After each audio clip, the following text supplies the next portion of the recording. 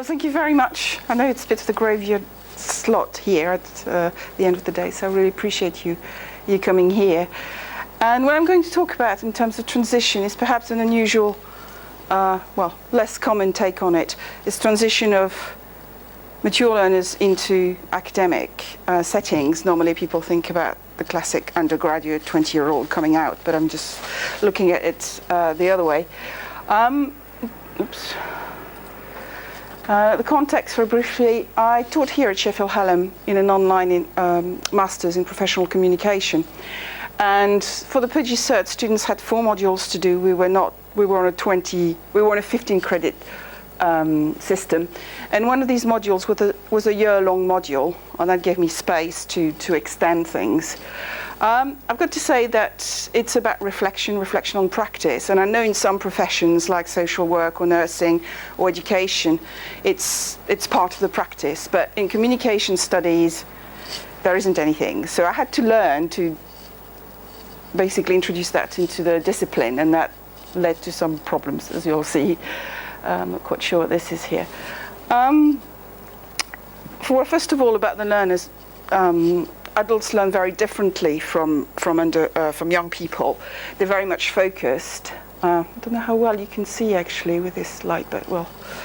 And it was very clear that people who came on this course came to improve their practice. And it's, in terms of the literature, a neglected demographic. I mean, obviously, undergraduates is the big business, but postgraduates overall, there's a lot less written about them. And particularly in terms of transition and the kind of identity shift they've got to make from being an expert as a professional to being a learner. Some people it was quite hard. And reflection, as I said, that was not part of the discipline. So I just thought I could use it perhaps in trying to do things, sort of link theory and practice, allow people to talk back to their practice and also develop a community of learning. There was a little bit of community of professional practice as well, so try to do 2 things at the same time. It seemed worthwhile reading the literature to try this out. And I chose to use a blog because for me, blogging has so many functions, and I'll cover that a bit later. And it's one of the best established. It's also, there are blogs everywhere, professional blogs everywhere. And it's also quite dialogic. You can have dialogues, and particularly what I try to do is to use a type of blog which is multi-blogger blogs. It's not very easy to say, but everybody on one blog. And that was as a result of using, first of all, Blackboard blogs, individual blogs, and I lost the will to live. I didn't know when people were coming in, were commenting or anything. It was just way too difficult. So I just moved out of the walled garden of Blackboard towards WordPress. And I found with that actually allowed me to simulate business use of blogs, because there's lots of blogs we don't see, they're private blogs. Sort of companies that have lots of offices everywhere, multinationals use internal blogs. They're not concerned about the privacy of the employees, they're more concerned about competition looking in, but the principle still stands. And I was also interested in the idea of digital literacies, in particular the idea of the second order digital divide. Digital divide, when it came up in the 80s, 90s, was a question of access. Do you have access to computers or networks? And in the Western world, it's no longer an issue. And the basic skills, which is the next layer up, I'm referring to work by Sharp and Beetham. They have this pyramid. So access is the first level. Skills, the key presses. Usually it's not that difficult. But you get to the practices and the identities that you have to adopt online. And a lot of the work that did, a lot of the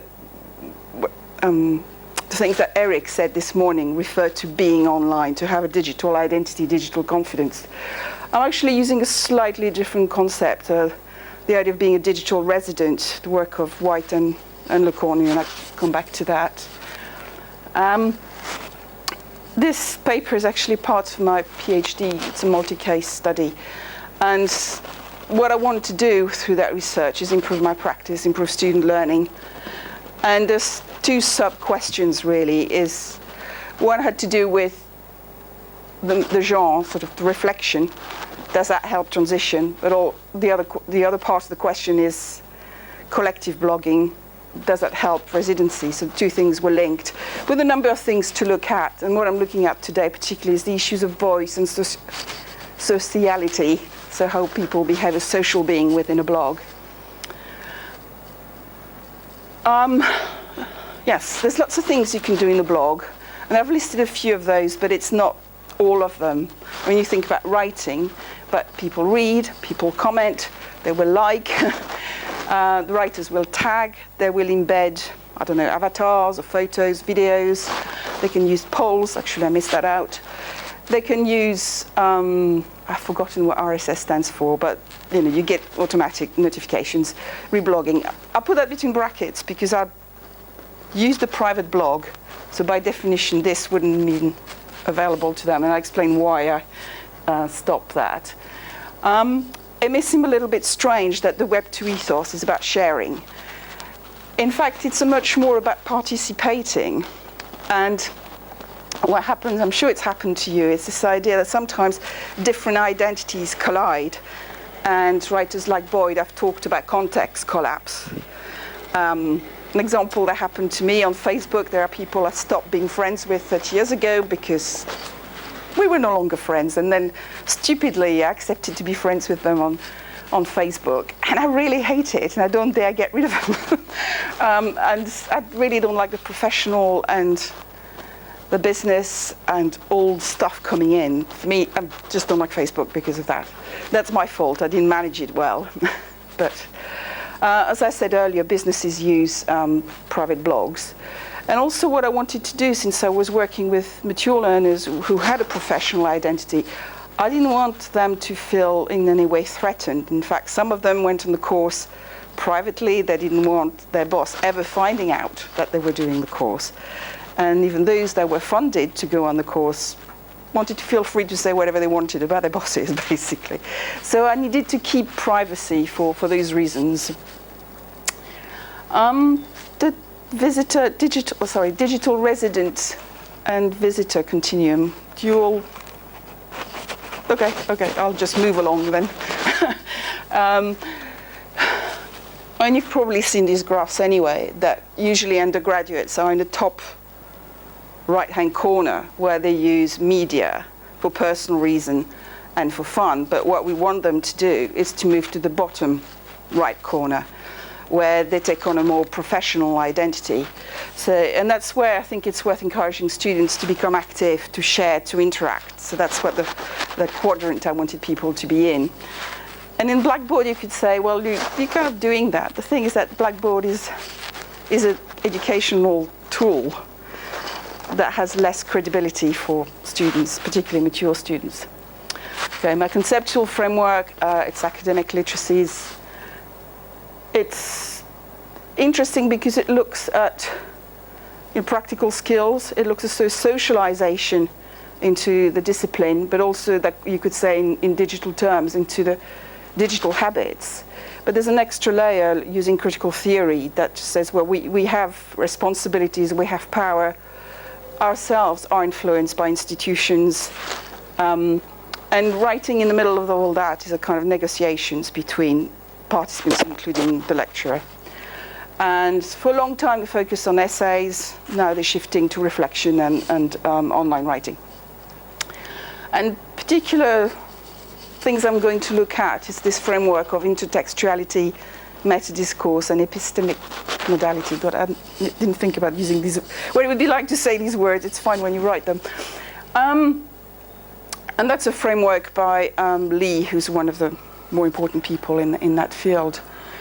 And for reflective writing, Cream, who's another writer in academic literacies, says it helps people make a transition into academia because they can use their lived experiences and reflect on those. They can chart progress. They can say, I did this, now I'm doing that. Instead of having this kind of abstract present that we ask students to write in, there's much more of a personal investment, a much more sense of a journey.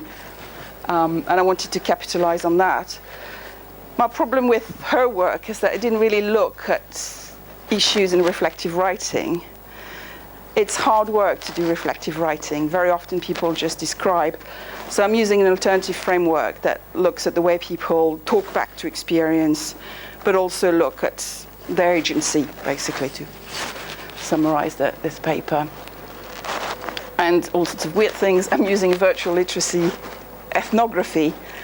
That's to do with examining what people do online, but being particularly interested in the text, so in a nutshell.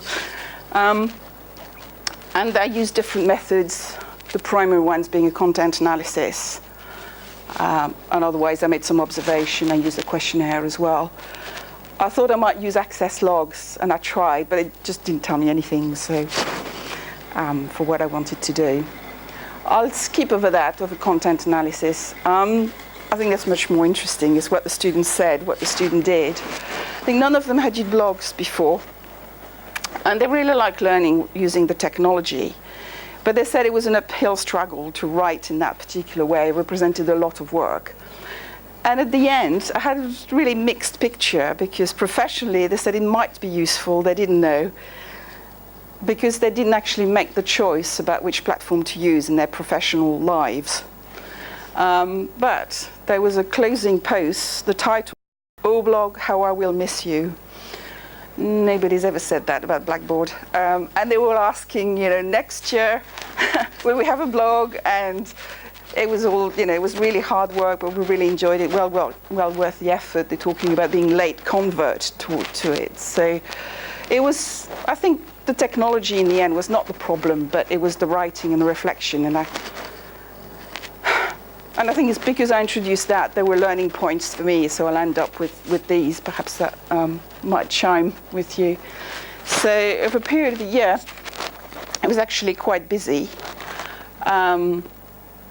With the posts were all substantial. The comments sometimes were very short. Out of these 851 comments, there's one student who provided 100, so there was an extremely prolific commenter. He posted 17 posts, but most of his effort was on the comments. It was quite amazing, really. And the 10 people who didn't carry on, it was a mixture of reason, of withdrawing, of not having the connections regularly enough, or in one case, a Chinese student said she couldn't use WordPress at the time. So these people have found alternative ways of working. Because the blogs was assessed. So I asked people to use the blog every week, either to post or respond. And at the end of each term, I asked them to select their 3 best posts. So there was a little bit of revisiting and deciding what they thought was best. And the assessment was done on that. And I thought I could afford to do this because on the other 3 modules, people did essays, normal essays. I thought I could just try a little bit. And this was a course in communication studies as well. So between the discipline and the safety of having, quote, normal assessment, I could be a bit more experimental. So intertextuality, that refers to how a text positions itself in relation to other texts. So that looks at the mechanics, really, at how people replied to each other, mostly to support each other, but there were some substantive comments, and they put a lot of personal experience in their blogs, much more than they did in the Blackboard forum. So a couple of examples there of the kind of style they used. I agree that the audience is an important factor. I like the sound of your research paper, research project. So very personal writing, which goes with this idea of owning the writing and being present in it. The other things that they did is use photos, videos, sometimes just to show an example. The top one was actually in Hungarian. So the student just said, this is a piece of work that I did professionally.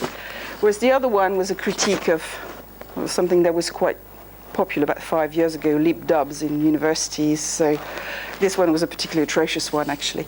And more classically, in terms of links to other texts, people put hyperlinks. They use references in the Harvard system as well. So it was quite flexible and varied, really. And there's another thing I looked at, which were the tags.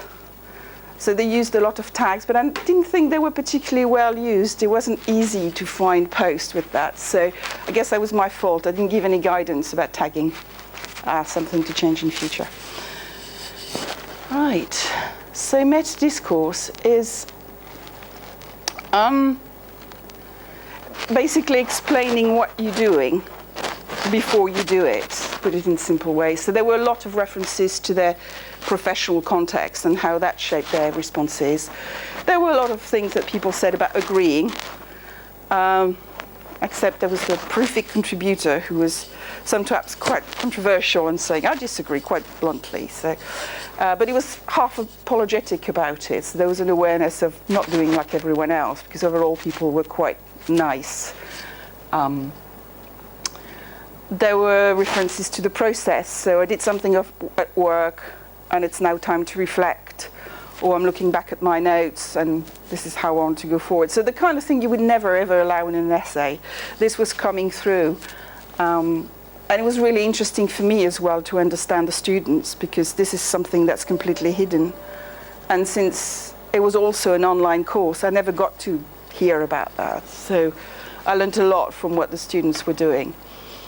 And there were references to other posts, so that they were obviously monitoring their stream to develop a sense of progression within their blogging.